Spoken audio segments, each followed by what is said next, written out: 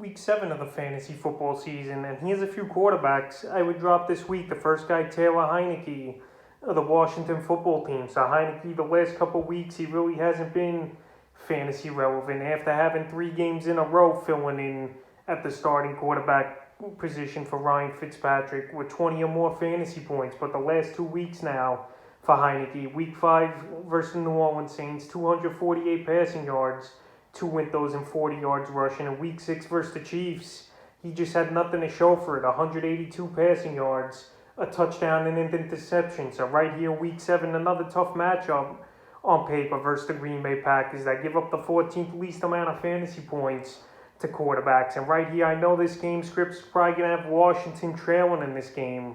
But right now, the last 2 weeks, Heineke's not getting things going.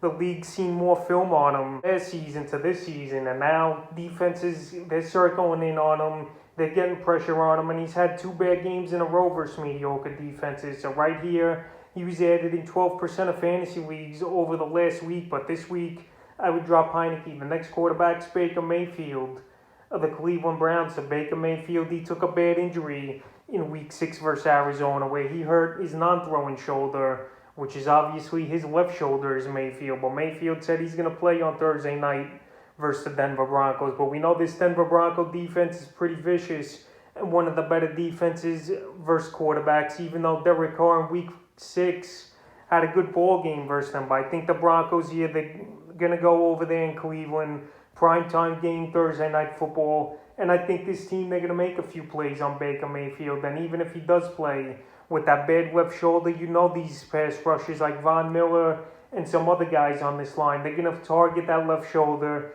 try to get Baker out of the game early and often, in my opinion, and just make things tough for him. So right here, Mayfield, he's already got tons of injuries on his team with a few offensive linemen out. Nick Chubb, we don't know if he's going to play. Kareem Hunt, he's out 4 to 6 weeks with an ankle and hip injury. And right now, Odell Beckham as well isn't 100%. So right here, this spells disaster, in my opinion, for Baker Mayfield and the Browns. And right now, I would drop Mayfield this week. I don't like the matchup, and he's banged up and his team's banged up. And the third and final quarterback I would drop this week's Trey Lance of the San Francisco 49ers. So Trey Lance here, he didn't practice so far on Monday for this 49er team, and he still might play, but Jimmy Garoppolo did practice, and he might come back in week 6 and start the ball game as Garoppolo, with Trey Lance banged up as well and Garoppolo 100%. So week 7, it's a good matchup on paper for Trey Lance and the San Francisco 49ers versus the Indianapolis Colts.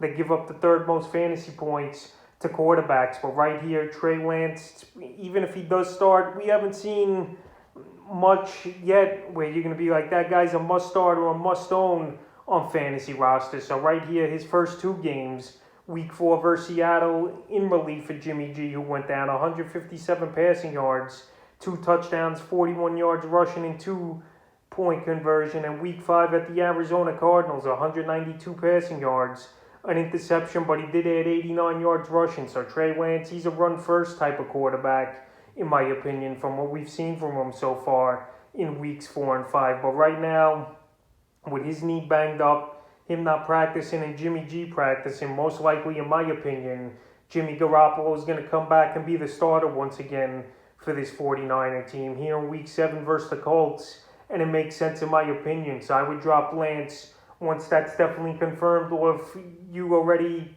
have a quarterback on your roster, there's no need to hold on to 2 of them unless you need a guy for a bye. So that's a few quarterbacks I would drop here in week 7 of the fantasy football season.